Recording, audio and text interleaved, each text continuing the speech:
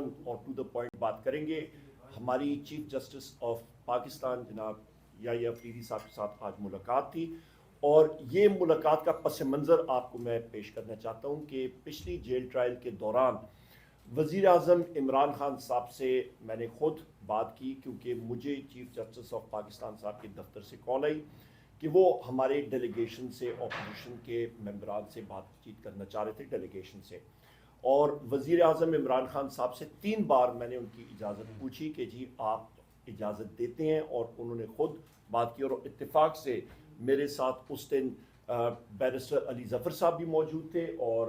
Senator Shibli Faraz صاحب بھی موجود تھے, اور انہوں نے بالکل کہا, اور جس وقت میں جا رہا تھا تو میں نے پھر ان سے اجازت لی. میں نے کہا جی آپ کی اجازت ہے, انہوں نے کہا بالکل ملے, اور اپنا موقف جو ہے وہ ضرور دیجیے گا. اور بلکہ سلمان اکرم راجہ صاحب کا انہوں نے نام لے کے کہا کہ ان سے ملٹری کورٹس کے حوالے سے بھی ضرور بات کیجیے گا. اس کے ساتھ ساتھ خواتین و حضرات, جو آج کی میٹنگ کا آج جو پوائنٹس وہاں پہ رکھے گئے چیف جسٹس آف پاکستان صاحب کے ساتھ, سب سے پہلے ہم نے کہا کہ وزیر اعظم عمران خان صاحب اور بشریٰ بی بی صاحبہ کے جو کیسز کی ڈیٹس ہیں وہ ہمارے یہاں پہ ماناز قانون ساز یہاں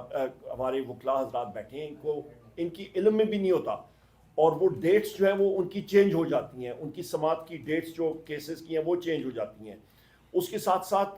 ہماری بشریٰ بی بی صاحبہ کا اور وزیر اعظم عمران خان صاحب سے ہماری رسائی اور میٹنگ کی ڈیٹس جو کورٹ آرڈرز میں دی ہوتی ہیں, لوگوں نے کورٹ آرڈرز اٹھائے ہوتے ہیں, ووٹ نہیں الاؤ کرتے جیل اتھارٹیز.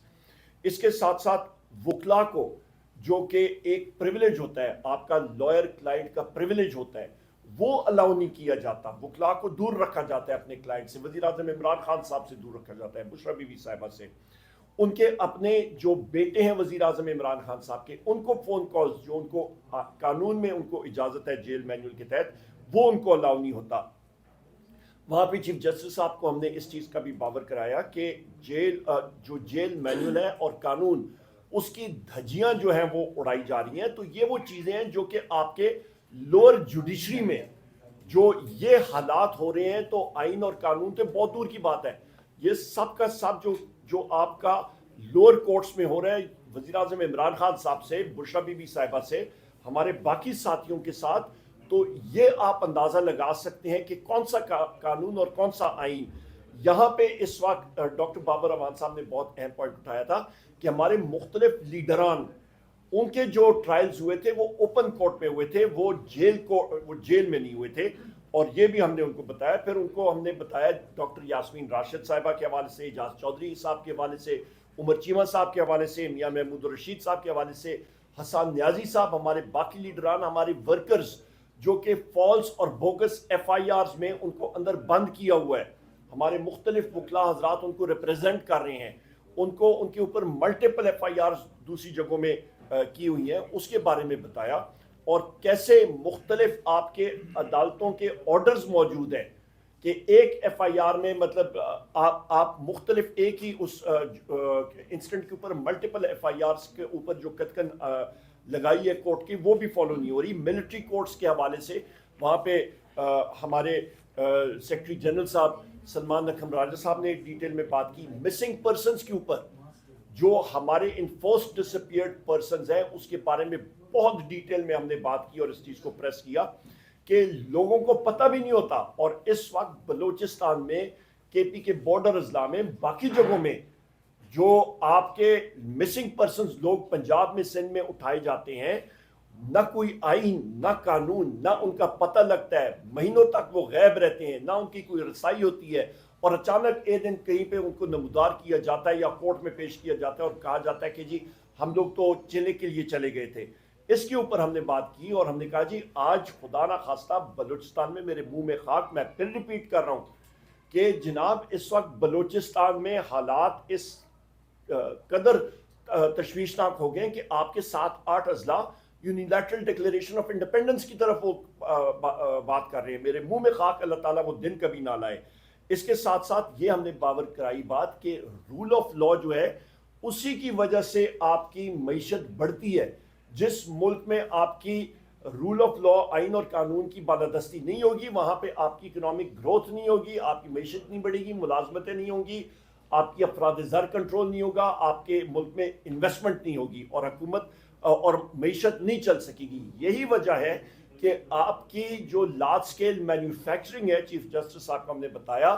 कि आज की फिगर्स देख लें कि आपकी लार्ज स्केल मैन्युफैक्चरिंग जो बड़ी इंडस्ट्री होती है, जो कि किसी भी मुल्क का इंजन होता है मईशत का, उसका बजाय वो बढ़ने के वो 2% से सुकड़ गया है।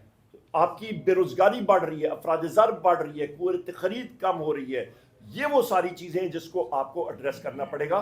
9 मई और 26 नवंबर के हवाले से जो वज़ीर-ए-आज़म इमरान खान साहब ने चीफ जस्टिस साहब को खत लिखा था, वो उन्होंने कॉन्स्टिट्यूशनल बेंच को भेजा है और हमने ये कहा है कि हम लोग 26वीं आईनी तरमीम को तस्लीम नहीं करते। ये भी हमने बावर कराया उनको और हमने ये भी कहा कि इन खतूत के ऊपर और इसके ऊपर वो कमीशंस बैठने चाहिए। मैंने आपको पीटीआई एक्टिविस्ट के बारे में बताया कि हमारे जो वर्कर्स हैं, हमारे साथी हैं, एक्टिविस्ट हैं, उनको मल्टीपल मुतअद्दिद आपके फेक केसेस में इन्वॉल्व किया जा रहा है।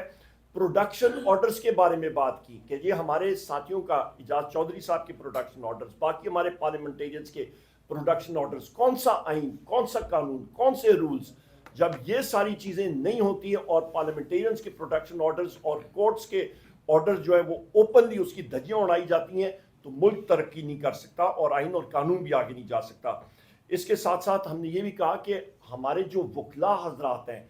उनको डराने के लिए, उनको धमकाने के लिए, उनको दबाने के लिए, उन वकला हजरात को, जितने मेरे ये साथी यहाँ पे मौजूद हैं, सबके ऊपर अभी मानाज ये कानूनदान भी हैं, ये मतलब वकला भी हैं और पार्लियामेंटेरियंस भी हैं, पर इनके ऊपर मल्टीपल एफआईआर्स लगी हुई हैं, फेक एफआईआर्स लगी हुई हैं, हमारे दहशतगर्दी की एफआईआर्स लगी हैं। हमारे जितने वकला हजरात हैं ILF के और बाकी भी, उनके ऊपर भी वजह कि वो अपने मौकल के जाके वहाँ पे रिप्रेजेंटेशन ना कर सके, बात ना कर सकें। इसको हमने बहुत मतलब सख्ती से इस चीज़ को बावर कराया और फिर हमने बताया कि पुलिस का और जो पुलिस गर्दी और जो स्टेट टेररिज्म हो रहा है पंजाब में, उसके बारे में उनको बावर कराया और इंटेलिजेंस एजेंसीज का जो मनफी रोल है, जो 6 आपके इस्लामाबाद हाई कोर्ट के जज साहिबान ने खत लिखा था और उसमें उन्होंने लिखा था कि इंटेलिजेंस एजेंसीज का क्या मनफी रोल है। एंटी टेररिस्ट कोर्ट सरगोदा के जज साहब ने जो खत लिखा था, उसके बारे में हमने बात की। हमने कहा जी, ये जुडिशरी को प्रोटेक्ट करना आपकी जिम्मेदारी है, बैसियत चीफ जस्टिस आपकी एक लेगेसी होनी चाहिए कि आपने आइन और कानून की बालादस्ती के लिए इकदाम उठाने हैं। तो ये वो सारी चीज़ें हैं कि हमने सब के सब जो है वो बावर कराई और बड़ी तवील मीटिंग थी और मैं अपने जितने हमारे साथी यहाँ पे हैं, हर एक साथी ने अपना व्यू पॉइंट वहाँ पे दिया।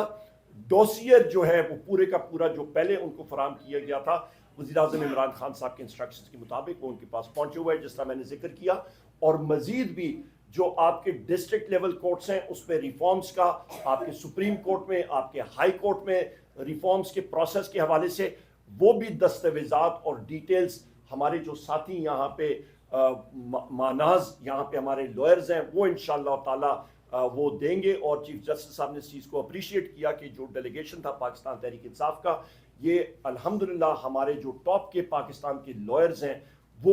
उनकी रिप्रेजेंटेशन वहाँ पे हो रही थी और बेहतरीन इन्होंने अपना वहाँ पे व्यू पॉइंट दिया। बहुत शुक्रिया जी, ओवर टू यू सर। बिस्मिल्लाहिर्रहमानिर्रहीम। सारी बात ही तफसील से उमर साहब ने आपके सामने रख ली हैं।